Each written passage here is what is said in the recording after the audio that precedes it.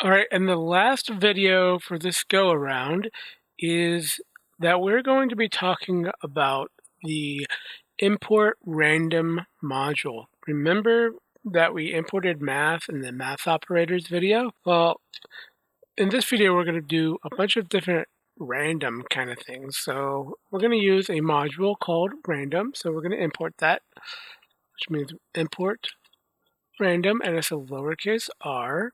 And there's a number of different random operators that we can find helpful for a variety of reasons. So the first one we'll talk about is to find a random integer. So we'll say, let's make a dice. We'll say dice or die equals random dot rand int. So it's RAND for random and INT for integer. And now we're going to do parentheses.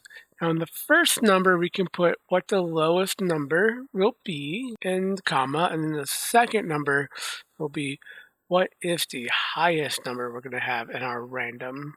And then this, unlike loops, is inclusive. So it will include both of these numbers. So if we do print die, and we'll run this, 6, 5, 5, and 2, 3, 3, and 4. So we see each time it is a random number. And what if we do for x in range 100?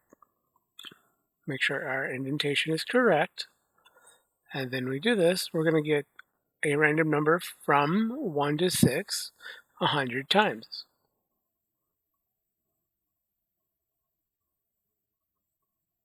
Nice. All right, so that is one of them. That was random.randint. Another one we can use is, we'll say result equals random.random. And what this will do is it will just give us a number, a float number instead of an integer. It'll give us a float between 0 and 1. So we'll print result, right? And remember, we can round, so round. So let's say the third place. Make sure we have the right amount of parentheses. And what if we wanted this to be a bigger number, a bigger integer? Well, we can just multiply this by, say, 10. And now this one would have been 2.65. Now we have 4.87.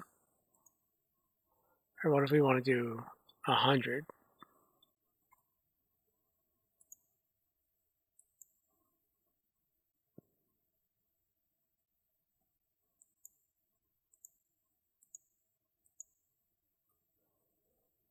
I'm not sure what's happening here because it should be rounding,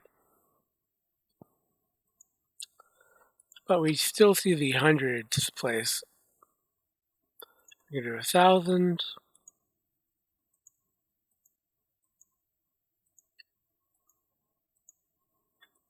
We know that that'll be able to get up to 1,000.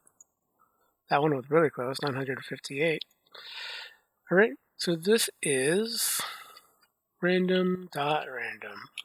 So another neat random option is this one, and we're going to bring back our Minecraft foods list, and we're just going to randomly choose one. So if we do decision equals random dot choice, and what are we going to choose from? Well, we're going to choose from our Minecraft foods, and then we'll print this decision.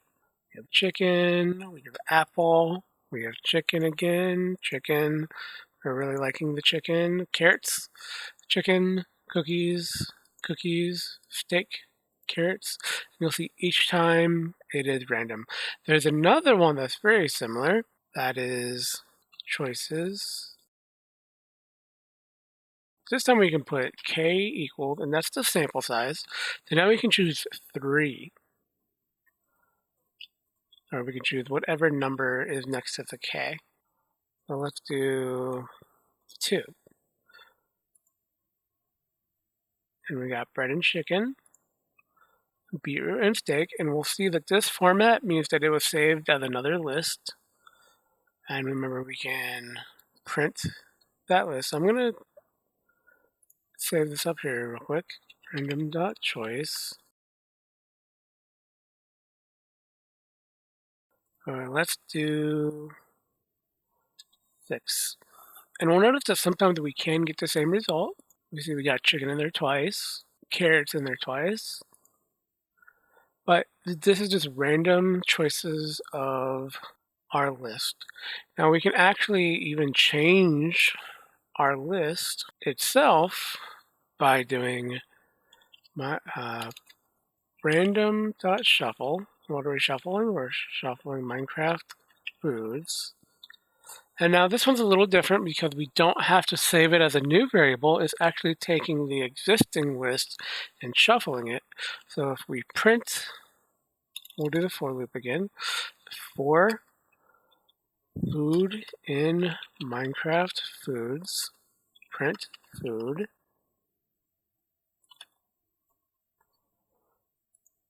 We have apple cake beetroot, carrot apple cookies, carrot steak and beetroot. So you can see there's a lot of cool randomness that you can add to your programs. And if you want to see even more, if you go to Google and you type in Python random module, this is a huge list of different types of randomness that you can get.